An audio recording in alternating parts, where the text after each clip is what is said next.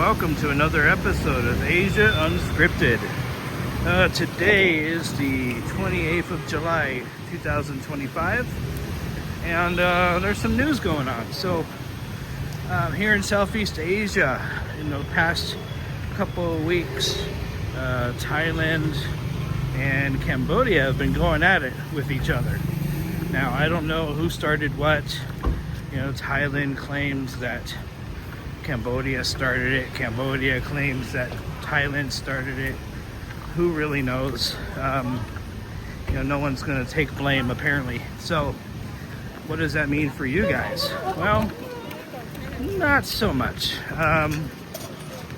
So, places like Bangkok, Chiang Mai, Phnom Penh, Siem Reap, those places are all okay to travel to. The only problem you're going to have is if you're normally taking a bus from Thailand to Cambodia, you're not going to be able to do that at this time because the land borders between Thailand and Cambodia are closed. So if you want to get to Phnom Penh or Siem Reap from Thailand, you're going to have to fly in. There's no going around that. The border between Vietnam and Cambodia is still open. You can still take a bus to Cambodia from Vietnam. Not an issue. Not an issue. So really, what like the U.S. Embassy and some other embassies, what they're saying is, don't go to the Thai-Cambodia border. There's really no good reason to go there right now. That's where all the fighting is. So just, again, if you need to go to Cambodia, fly in. Cambodia's not closed. Thailand's not closed.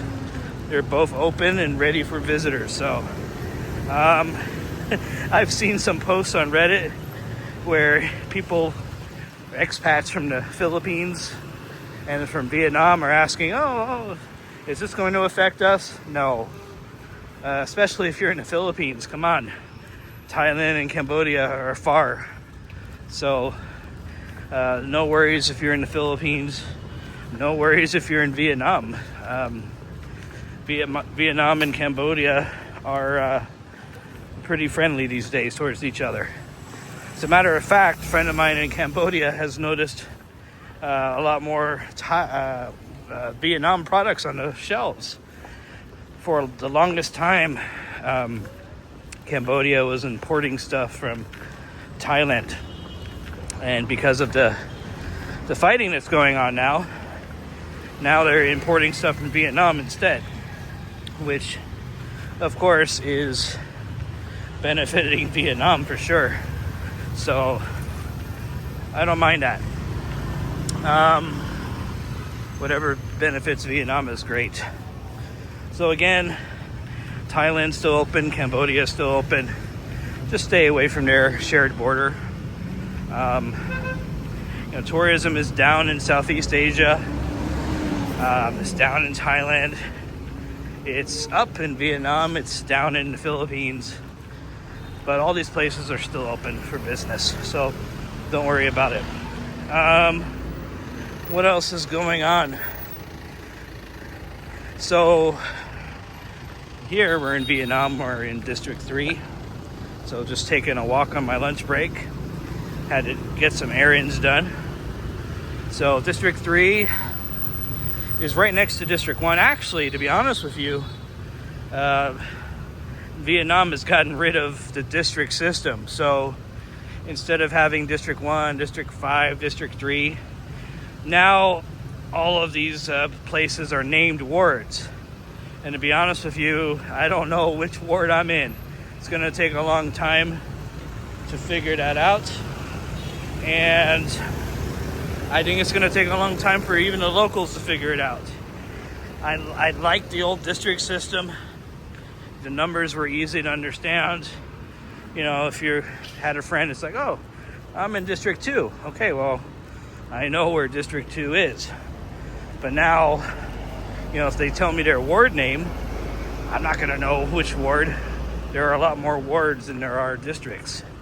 So I'm not sure why they switched from the district system to the ward system.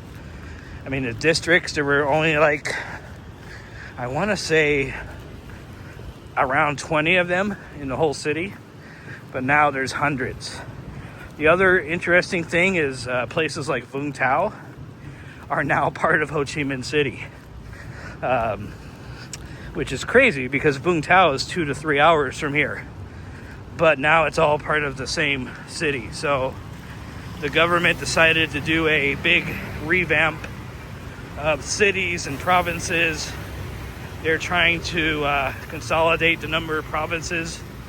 So now it's a period of transition because people who are working for the province of Vung Tau now, I don't know if they're out of a job or if they have to commute to Ho Chi Minh City now to do their work, since the capital is in Ho Chi Minh City for the province. I have no idea, but it's interesting times. So the only thing I wonder about is if I order a package and I use the old district number, will it still get to me? I don't know. I tested it last night and we'll see if it still gets to me or not, because to be honest with you, I have no idea what ward I'm in. I looked online and there's not a lot of good information online yet about the different wards and all that stuff. This just happened July 1st, and it kind of happened suddenly. I mean, they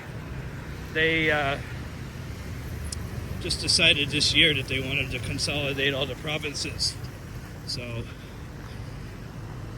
does it affect me? Not much. But anyways, across the street over here, on the other side of that bus, is the War Museum. So, you know, if you were growing up in the U.S., you learned about the Vietnam War in books, right? In textbooks. Same thing here. The children of Vietnam, they learned about the war from textbooks, from history class. The interesting part, though, is in Vietnam, they refer to it as the American War, not the Vietnam War. So this museum opened up after reunification back in the 70s. The old name of the museum was the Museum of, I believe it was the Museum of American War Crimes.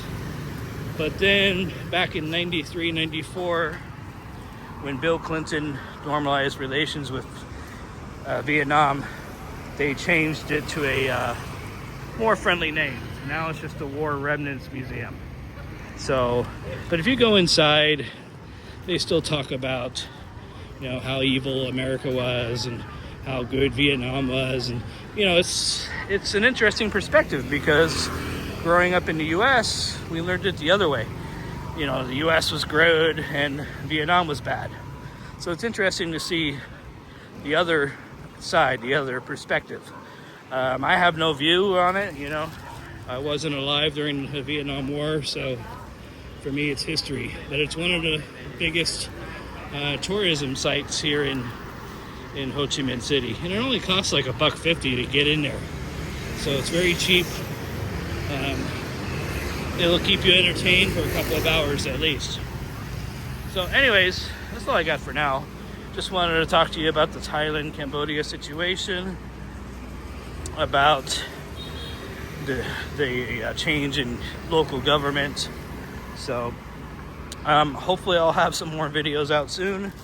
I'm back to work, so that's why I haven't been putting out as many videos. Anyways, for Asia Unscripted, this is Jason. You guys have a great day. See ya.